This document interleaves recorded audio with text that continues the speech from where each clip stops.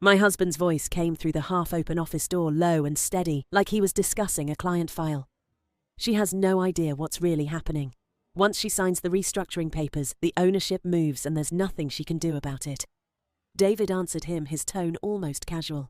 She trusts you too much. She'll believe it's to protect her from the stress. She always puts the firm first. My husband gave a short, quiet laugh. Exactly. By the time she understands, we'll have everything we need. She'll be out, and we can finally move forward without her in the way. Hi, my name is Claire Donovan. I am 32 years old. I stood frozen in the hallway of our house, my briefcase still hanging from my shoulder, the strap digging into my skin. The words kept repeating in my head, each one landing heavier than the last. I had come home early from a meeting with a long-time client, excited to tell Michael about the new referral. Instead, I had walked into this. I backed away from the door without making a sound. My legs felt unsteady, like the floor had tilted. I went into the kitchen, set the briefcase on the counter, and leaned against the sink, gripping the edge until my knuckles turned white. The house was quiet, except for the low murmur of their voices continuing behind the closed door. I couldn't hear every word anymore, but I didn't need to. I had heard enough. Michael and I had built this firm together. I started it 6 years ago after leaving a bigger corporate accounting job that had slowly drained me. I wanted something smaller, something I could shape with my own hands. I handled the numbers, the compliance, the quiet work of helping families sort out estates and plan for what came next. Michael joined 2 years later, taking over client relationships and the parts that required charm and conversation. He was good at it. People liked him. I thought we made a strong team. 6 months ago, we brought David Lang in as a financial consultant to help with some of the more complicated cases. Michael had recommended him. I trusted Michael's judgment. David seemed competent, quiet, efficient. He and Michael started spending more time together, late nights at the office, early breakfast meetings. I told myself it was good for the business. Now I knew it wasn't just about the business. I stayed in the kitchen until I heard David leave. The front door closed. Michael's footsteps moved toward the living room. I took a slow breath and walked out to meet him. He looked up from his phone and smiled the same easy smile I had fallen in love with. Hey, you're home early. Good meeting. I nodded, keeping my voice level. It went well. How was your day? Busy, he said, slipping the phone into his pocket. David and I were going over some restructuring ideas. Nothing you need to worry about right now. The lie sat between us, smooth and practiced. I wanted to scream. Instead, I asked, what kind of restructuring? He waved a hand like it was nothing. Just some tax and ownership adjustments to make growth easier. We'll talk about it this weekend when you're not so tired. I let it go. That night, I lay awake beside him, staring at the ceiling, listening to his steady breathing. Every small distance I had felt over the last few months suddenly made sense. The late nights, the way he turned his phone screen away when I walked into the room, the quiet conversations that stopped when I entered. I had told myself I was imagining things that I was just stressed from work. I wasn't imagining this. The next morning, after Michael left for the office, I drove to our small downtown building instead of going to my usual client appointments. I let myself into the back office using my key and sat at my desk. For 2 hours, I went through emails and shared folders I rarely checked. Most of it looked normal until I opened a subfolder labeled Transition Planning. Inside were drafts of legal documents transferring ownership percentages to a new partnership structure. My name was listed, but the signature lines were blank. There were notes in Michael's handwriting about minimizing pushback and framing it as protective. One email thread between Michael and David discussed timing how to present the papers so I would sign without reading every clause. Another message made my stomach drop. It was from David to Michael. Once the business side is clean, the personal side will be easier too. She won't have the resources or the energy to fight anything. I copied the files onto a USB drive with shaking hands and left before anyone came back. I drove to a coffee shop 2 towns over and sat in the corner with my laptop open, reading the documents again and again. The language was careful, almost gentle. It talked about reducing her operational burden and allowing her to step back gracefully. It sounded like they were doing me a favor. I called my best friend, Laura Hayes. We had known each other since college. She worked as a high school counselor and had always been the person I called when something felt wrong but I couldn't name it yet. We met at a quiet table near the back. I showed her the files on my laptop without saying much at first. Laura read in silence, her mouth tightening. Claire, she said, finally, this isn't restructuring. This is them trying to push you out of your own company. I know, I whispered. My voice sounded small even to me. I just don't understand why. We were supposed to be building this together. Laura reached across the table and squeezed my hand. You need someone who understands the legal side. I have a friend who's a business attorney. Let me give you his number. I met with Mark Ellison 2 days later in his small office above a bookstore. He was in his 50s, calm, direct. I laid out the emails and the draft documents. He read them carefully, asking occasional questions. They're trying to dilute your ownership through a series of transfers and new partnership agreements, he said. If you sign these without independent counsel, you could lose majority control. The language is designed to sound protective, but the effect is to shift power. He also noted the personal language in some of the messages. There's an implication here that once the business is restructured, other personal matters become simpler. You should consider whether there's more going on than just the company. I left his office with a folder of notes and a growing sense of dread. That evening, I tried to talk to Michael again, this time without accusing. I asked him to show me the final versions of the documents. He said they weren't ready yet. When I pressed, he got quiet. You've been different lately, he said. Distracted. Paranoid. I think the stress of running everything is getting to you. Maybe you should take some time off. The gaslighting was gentle, almost kind. That made it worse. Over the next week, I kept digging. I found more emails. One mentioned a separate bank account I didn't know about. Another discussed how to handle resistance if I refused to sign. There was a short thread about the personal situation that made my chest tighten. I didn't have proof of an affair yet, but the pieces were lining up. I started keeping a notebook. Every conversation, every changed password, every time Michael came home late with a vague explanation. I felt like I was building a case against my own marriage. One afternoon, I tried to log into the company's main operating account and found the access had been changed. I called the bank. They told me Michael had updated the authorized users 2 weeks earlier. When I asked why I wasn't on the list anymore, they said they couldn't discuss account details without proper authorization. I sat in my car in the bank parking lot afterward, crying for the first time since I had overheard the conversation. Not loud, just quiet tears that kept coming no matter how many times I wiped them away. I had spent 6 years building something that was supposed to be ours. Now it was being taken from me in careful legal language, and the person doing it was the man I had trusted most. Laura called that night to check on me. I told her what had happened at the bank. She was quiet for a moment. You don't have to decide everything tonight, she said, but you need to decide something. They're not waiting for you to catch up. 2 days later, the formal documents arrived by email from the company's outside counsel. The cover note said they needed my signature to finalize the growth plan we discussed. There was a 48-hour window before the next scheduled board meeting. I printed everything and spread the pages across the kitchen table. The language was polished. It talked about protecting my health, about giving me space to focus on the parts of the work I loved most. It sounded reasonable if you didn't know what was underneath. Michael came home while I was still sitting there. He saw the papers and went still. You weren't supposed to see those yet, he said. I know what you're doing, I answered. My voice sounded steadier than I felt. I heard you and David. I've seen the emails. I know about the account changes. He didn't deny it right away. He just looked at me for a long moment, like he was calculating how much to admit. It's better this way, he said finally. You've been carrying too much. This lets you step back without losing face. David and I can handle the heavy lifting. You can still be involved in the parts that matter to you. And the personal side, I asked. The part where once the business is clean, everything else becomes simpler. His expression flickered just for a second. Then it smoothed over again. You're tired, he said. You're seeing things that aren't there.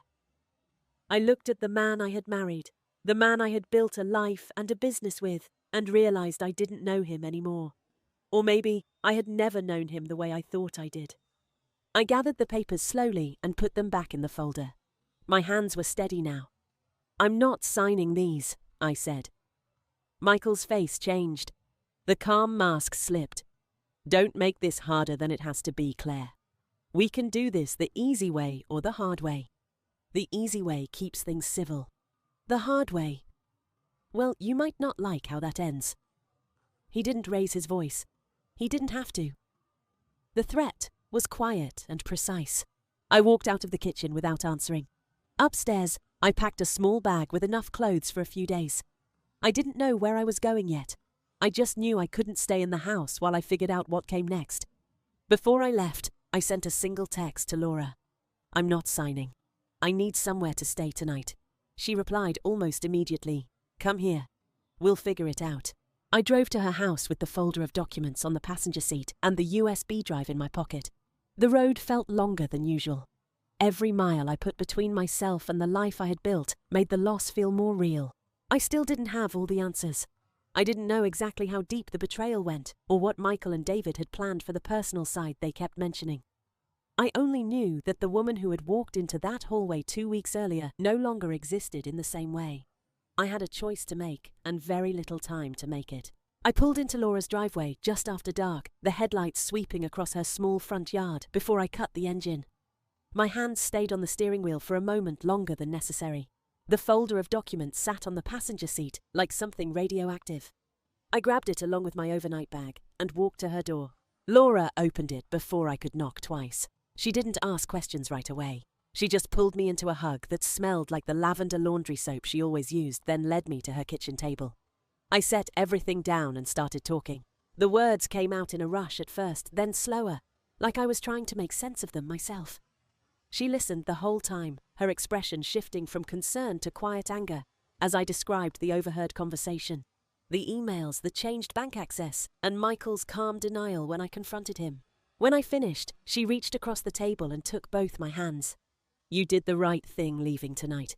You don't have to figure out the rest of your life in the next hour, but you do need a plan before that deadline hits." My phone buzzed on the table between us. Michael's name lit up the screen.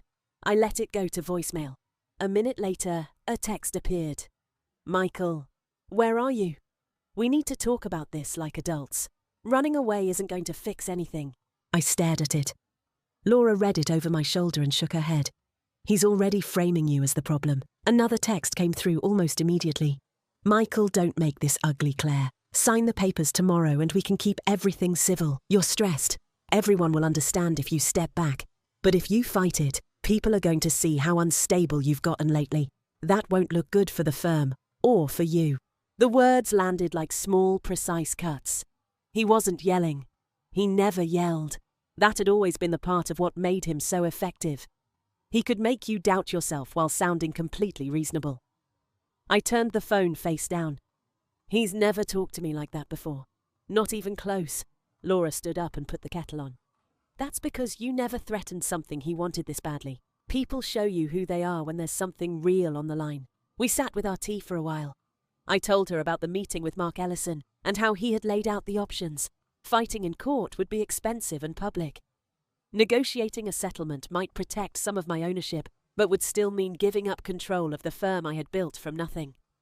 Walking away completely would mean starting over at 32 with almost nothing to show for the last 6 years except a broken marriage and a lot of legal bills. None of the choices felt like winning. Later that night, I couldn't sleep. Laura had made up the guest room, but every time I closed my eyes, I saw the draft documents with my name on them. Around 2 in the morning, I opened my laptop again and went back through the USB files looking for anything I might have missed. That's when I found the second folder buried deeper, labelled only with dates from the last 3 months. Inside were messages between Michael and David that had nothing to do with the business. One thread discussed meeting at a hotel near the airport. Another mentioned finally being able to stop hiding. There were no explicit photos or declarations of love, but the pattern was clear. They had been seeing each other. The personal side David had referenced in the earlier emails wasn't about some abstract future plan. It was already happening. I closed the laptop and sat in the dark with my back against the headboard. My chest felt tight, like someone had wrapped a band around it and was slowly pulling it tighter. I had spent the last 2 weeks trying to believe there was still some version of my marriage worth saving. The evidence had been sitting in front of me the whole time. The next morning, I called Mark Ellison from Laura's kitchen while she made breakfast. I told him what I had found. He was quiet for a few seconds. "That strengthens your position if you decide to fight," he said. "But it also raises the stakes. If your husband and his colleague are willing to use personal leverage against you, they may already be planning how to control the narrative if this goes public. You need to decide how much you're willing to lose in order to keep what's yours. I asked him what would happen if I simply refused to sign and let the deadline pass. They'll probably file for some form of declaratory relief or attempt to enforce the restructuring through other means. It could get messy fast. You might want to consider a temporary protective order if the threats continue, but that's a big step. I thanked him and hung up. Laura set a plate of eggs in front of me, even though I had no appetite. You don't have to decide right this second, she said gently. But you also can't keep carrying this alone. I nodded. But the truth was, I already felt alone in a way I hadn't since before I met Michael. The person I had trusted most had been building an exit for himself while I was still trying to make the life we had work. By late afternoon, the pressure had increased. Michael had stopped calling and started sending emails through the company account copying the outside counsel. The language was careful and professional on the surface, but the message underneath was clear: sign the papers by the end of the day, or they would proceed without my consent, which would force everything into litigation. One line stood out. We all want to avoid unnecessary conflict that could damage the reputation you've worked so hard to build. It was the same tactic he had used in our marriage for years. Frame the problem as my fault for noticing it. Make the cost of resistance seem higher than the cost of surrender. I forwarded everything to Mark. He called back within the hour. They're moving quickly, he said. If you want to push back, we need to file something today. But I have to be honest with you, Claire. Even if we win on the ownership question, the business itself may not survive a prolonged fight. Clients don't like uncertainty. Neither do employees. That was the part no one had said out loud yet. The firm wasn't just an asset. It was the thing I had poured every spare hour and every ounce of belief into for 6 years. If I fought and lost, or even if I fought and won, but the clients left, what exactly would I be saving? I spent the rest of the afternoon at Laura's dining room table with the documents spread out again. Every time I picked up a pen to consider signing, I remembered the way Michael had looked at me when he said, "Don't make this harder than it has to be." It wasn't a threat in the dramatic sense. It was worse. It was the voice of someone who had already decided I was an obstacle to be managed. Around 5 o'clock, my phone rang. It was a number I didn't recognize. When I answered, a woman's voice asked if I was Claire Donovan. I said yes. "This is the front desk at the firm," she said. "Mr. Donovan asked me to let you know that the board meeting has been moved up. It's happening in 90 minutes. He said you might want to be there if you have any last questions about the restructuring." I hung up without responding. My hands were shaking again. They weren't even pretending anymore. They were forcing the timeline. Laura came back into the room and saw my face. "What happened?" I told her. She sat down across from me. "What are you going to do?" I looked at the folder, then at the phone, then back at the folder. The choice I had been avoiding was no longer avoidable. I could show up at that meeting and try to stop them in person, knowing they had already lined up the votes and the paperwork. I could refuse and let them move forward without me, which would probably mean losing the company anyway. Or I could sign the papers, take whatever small settlement Mark could negotiate, and walk away with whatever was left of my dignity and my sanity. None of those options felt like justice. They all felt like different versions of loss. I stood up and started gathering the documents. I need to go talk to Mark one more time before I decide. "Can you come with me?" Laura nodded without hesitation. Of course. We drove to Mark's office in silence. The sun was starting to set, turning the sky a soft orange that felt completely disconnected from what was happening inside the car. When we arrived, Mark was waiting. I laid out the new email and the moved meeting time. He read it carefully. "They're applying maximum pressure. If you go to that meeting, they'll have you surrounded by people who are already aligned with them. If you don't go, they'll claim you abandoned the process." I asked him the question I had been avoiding since the beginning. If I fight this all the way, what are the real chances I keep the firm? He was quiet for a long moment. Legally, you have a strong case on the ownership side. But the practical reality is that a contested restructuring this public could destroy the client relationships that make the firm valuable. You might win the battle and lose the war. I felt something inside me settle not into peace exactly, but into a colder, clearer kind of understanding. I had spent the last 2 weeks trying to find a way to keep both my marriage and my business. That version of the future no longer existed. The only question left was how much of myself I was willing to lose trying to hold on to pieces of it. Mark leaned forward slightly. You don't have to decide everything right now, but you do have to decide what you're going to do in the next hour. The meeting starts soon. I looked at Laura. She gave me a small, steady nod. Then I looked back at the attorney who had been honest with me when no one else had. I'm not signing those papers, I said, but I'm also not going to that meeting. I need you to file whatever you need to file to stop them from moving forward without me.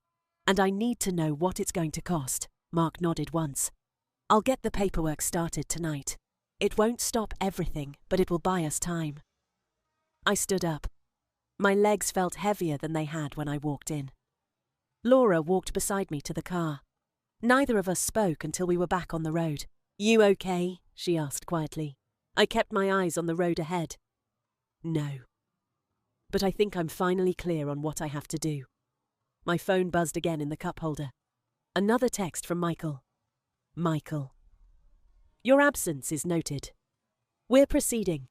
You had your chance to do this the right way. I didn't answer. There was nothing left to say that would change what was already in motion. The choice I had made wasn't the one that would save the firm or the marriage. It was the one that would save whatever was left of me. And even as the weight of that decision settled in my chest, I knew the hardest part was still coming. I drove back to Laura's house with the weight of the decision settling deeper into my chest with every mile. Mark had already started the paperwork to block any immediate transfer without my consent, but we both knew it was only a temporary wall. The real fight was just beginning, and I wasn't sure I had the strength or the money to see it through to the end. Laura didn't push me to talk. She made tea again and sat across from me at the kitchen table while I stared at my phone. The screen stayed dark for almost an hour. Then the messages started again. Michael, you're making this harder than it needs to be. The staff is already asking questions. Do you really want your last memory of the firm to be everyone watching it fall apart because you couldn't let go? I showed the text to Laura. She read it and set the phone down gently, like it might burn her fingers. He's trying to make you feel responsible for the damage he's causing, she said. That's what people do when they know they're in the wrong but don't want to admit it. Another message arrived while we were still looking at the screen. Michael, sign the papers tonight, and I'll make sure you get a clean exit. No drama, no public mess. You can even keep the house for now, but if you keep fighting, I'll have to protect the business the only way left. People will understand when they hear how unstable you've been. The last sentence hit harder than the others. He was already planting the story he would tell everyone. I was the unstable one, the one who couldn't handle the pressure, the one who forced him to take drastic steps. I put the phone in a drawer and left it there. For the next 2 hours, I sat on Laura's couch with my laptop open, reading through every client contract and employee file I could access. I was looking for something, anything that might give me leverage. What I found instead was how much of the firm's daily operations had already shifted away from me in the last few months. Michael and David had quietly taken over client relationships, vendor contacts, and even some of the compliance work I used to handle alone. They hadn't just planned to push me out. They had already started doing it. By 9 o'clock that night, the deadline had officially passed. Mark called to tell me he had filed the emergency motion to freeze any ownership changes. It would buy us a few weeks at most. Then he asked the question I had been dreading. What do you want the endgame to be here, Claire? Because a full court battle is going to cost you more than money. It's going to cost you the firm itself. Clients are already hearing rumours. 2 called me today, asking if the business was for sale. I closed my eyes. The answer I wanted to give was the one where I kept everything I had built and walked away from the marriage with my dignity intact. But that version had never been real. It had only been the story I told myself while I ignored the distance growing between Michael and me. I want out, I said quietly. Clean as possible. I don't want to destroy what's left of the firm just to prove a point, but I'm not signing anything that says I agreed to this. Mark was silent for a moment. I can negotiate a settlement. It won't be what the business is worth, but it might be enough to start over somewhere else. Are you sure that's what you want? I looked across the room at Laura, who was pretending not to listen, but was watching me with worried eyes. I thought about the 6 years I had spent building the firm from a single desk in a rented office to something that supported 10 families. I thought about the nights I had stayed late to make sure every client felt taken care of. I thought about Michael sitting across from me at that same kitchen table 5 years ago, telling me he believed in what I was creating. None of those memories changed what was happening now. I'm sure I told Mark, just make it as clean as you can.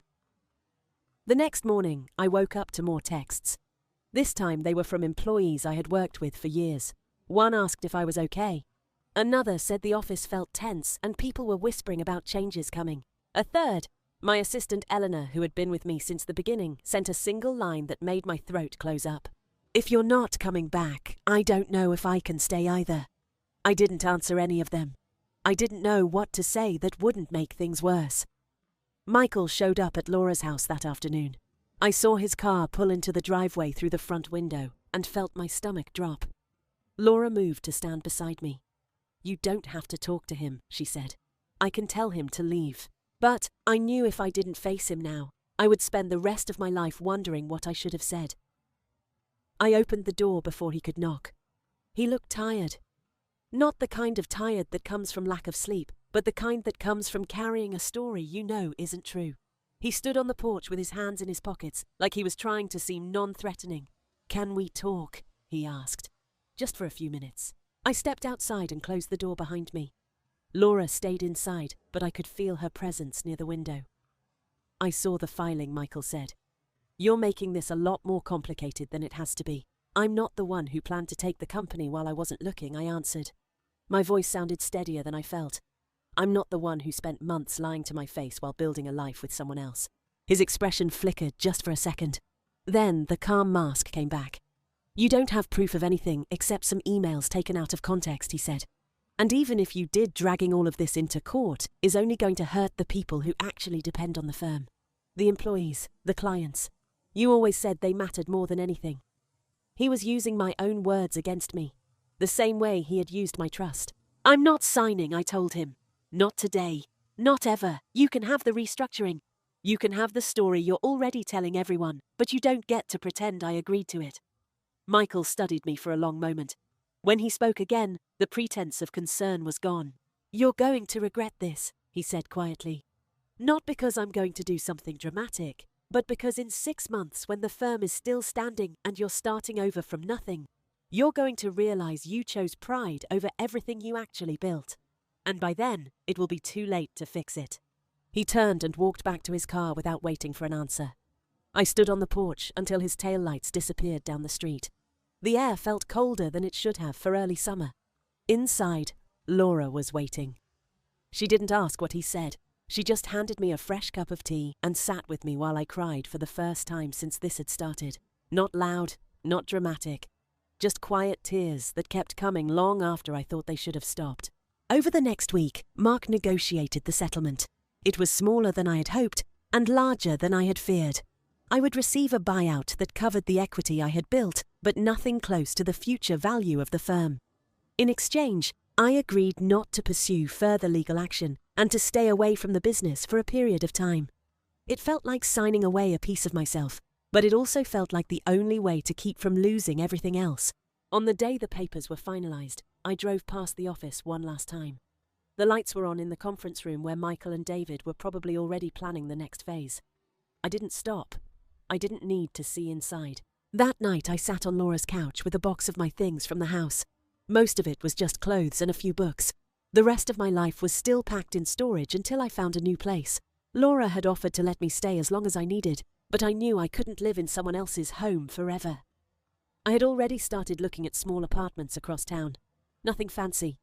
Just somewhere I could afford while I figured out what came next. I thought about calling my parents, but the conversation felt too big and too raw. They had always liked Michael. They would want explanations I wasn't ready to give. So I sent a short text instead, saying I was okay and would call soon. It was the best I could manage. The hardest part wasn't the money or the business.